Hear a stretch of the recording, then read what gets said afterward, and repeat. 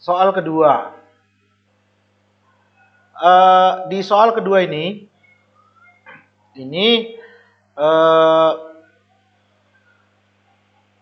kita jadi paham ya, ternyata menggunakan analisa piutang itu dalam kondisi tertentu bisa digunakan untuk memprediksi, menghitung ya, berapa penjualan ya. Ini sering juga dipakai di dalam praktik ya, bahwa analisa arus piutang itu dipakai untuk menentukan penjualan.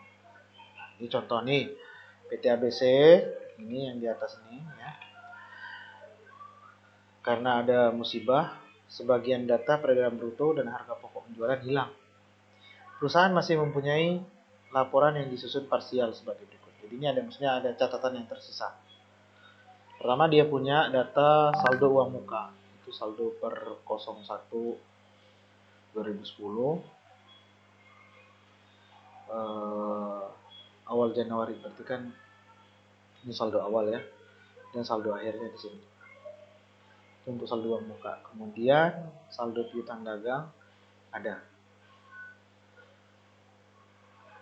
Baik saldo awal maupun saldo akhirnya. Selain itu, ada juga data mengenai penerimaan piutang, penerimaan uang muka, sama penghapusan piutang dagang. Nah, ini maksudnya mungkin ini tragedi kebakaran ya. Jadi ini adalah serpihan data yang tersisa gitu. Nah, dari data yang tersedia ini kita diminta untuk menentukan nilai penjualan di tahun 2010. Misalkan pada tersebut Anda harus mencari tahu berapa yang harus dilapor di SPT Badan mengenai peredaran usahanya berapa. Tapi sebenarnya gampang sekarang ya, kan dengan sistem online, faktur pajak sudah terdokumentasi secara elektronik ya, jadi gampang kita kalau mau tahu penjualan berapa tinggal lihat SPT PPN. Nah, tapi ini oke lah. Ini hanya ingin soal ini sebenarnya hanya ingin mengilustrasikan bahwa bisa loh ngedetect penjualan itu dari analisa ini. Analisa ini juga bisa dipakai kalau misalkan ada orang yang coba-coba memainkan penjualan ya. Dari analisa piutang ini bisa kelihatan berapa sih realnya penjualan dia. Ya. Oke. Dari contoh satu di atas, penjualan dapat ditentukan dengan melakukan analisa saldo uang muka dan saldo piutang. Ingat, nilai penjualan tidak termasuk PPN, maka unsur-unsur yang mengandung PPN harus dikeluarkan dulu. Jadi kalau analisa piutang,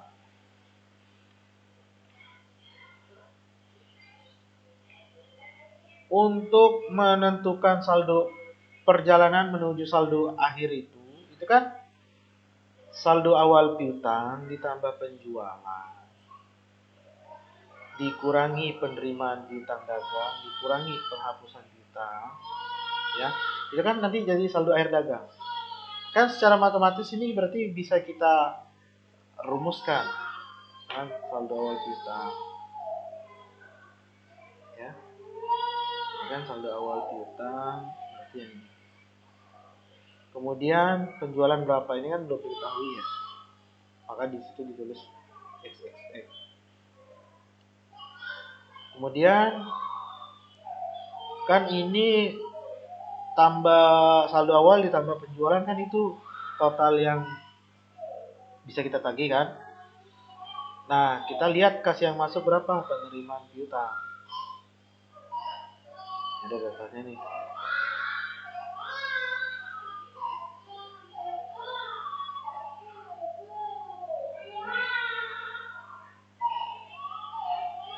Ini mengurangi ya. kemudian penghapusan piutang ini juga ada, dan mengurangi juga.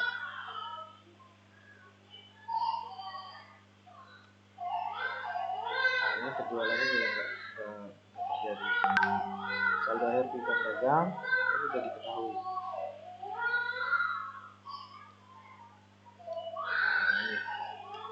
Oke. Nah, cuman kalau kita perhatikan penjualan itu kan di luar pasti di luar nilai PPN. Maka kalau mau menghitung nilai penjualan supaya setara, ini juga kita keluarkan PPN-nya. Kenapa? Karena piutang dagang di dalamnya ada PPN. Kita lihat. Ini kan PPN keluaran. Piutang usaha. Piutang usaha kan selalu dipecah PPN dengan ini. Ya. Kan pembentuknya ini dia. Penjualan kemudian ada PPN keluaran. Sehingga kalau angka piutang pasti di dalamnya ada PPN. Kecuali struktur akunnya dia pisahin piutang usaha kemudian ada piutang PPN. Kecuali loh. Nah, maka karena di dalamnya ada PPN, maka kita harus ekskludkan PPN. Kita keluarkan ini PPN-nya, caranya gimana? Bagi dengan 1,1. Ini belum diketahui. Ini juga sama. Kita bagi 1,1. Penghapusan juga sama. Dibagi 1,1.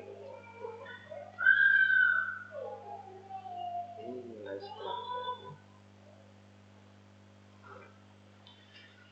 Nah, kemudian itu dari piutang, kemudian dari uang muka. Ingat tadi, kenapa tidak cukup dari analisa piutang, tapi juga harus masuk ke analisa uang muka? Ya karena piutang itu kan pasti nanti akan berkurang nilainya karena adanya uang muka. Sesuai dengan ilustrasi yang tadi itu kan. Pada saat piutang di sini kan kita harus kurangi dulu ini oleh 10 juta uang muka yang sudah kita terima. Oke. Nah, jadi di sini saldo uang muka ini berarti pastinya tidak mengandung PPN.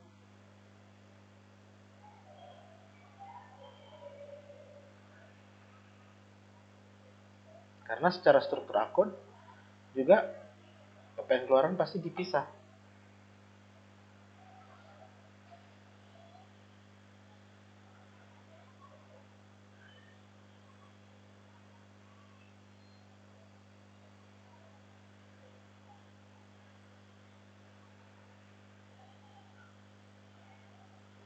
Ya.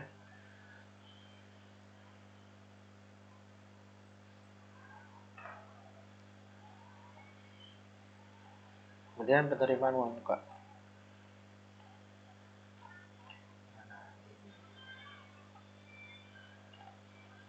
Kemudian penjualan kan belum diketahui ya. Saldo akhirnya diketahui.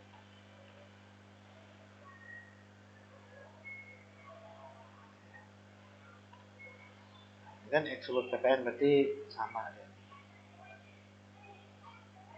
Itu mungkin di soal kayaknya keliru ya.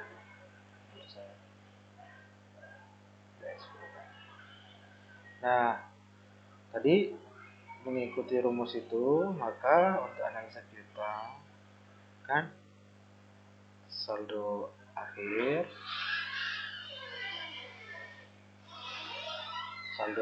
berarti yang ini. Kenapa?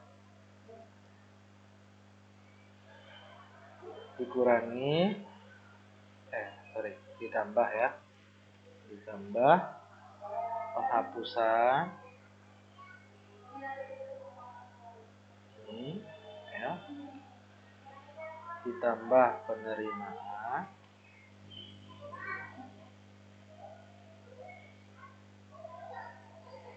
ya, dikurangi saldo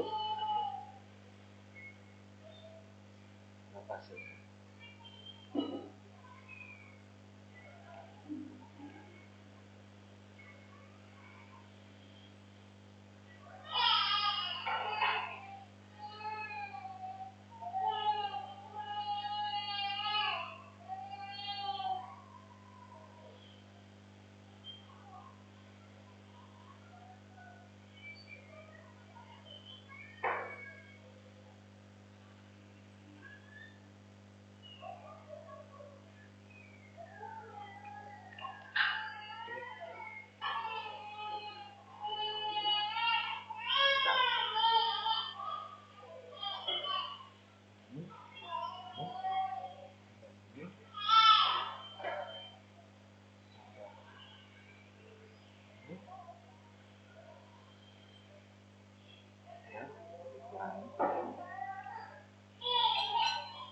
Ya. Kemudian untuk dari analisa uang muka berarti kan saldo awal ya, ditambah penerimaan dikurangi saldo akhir.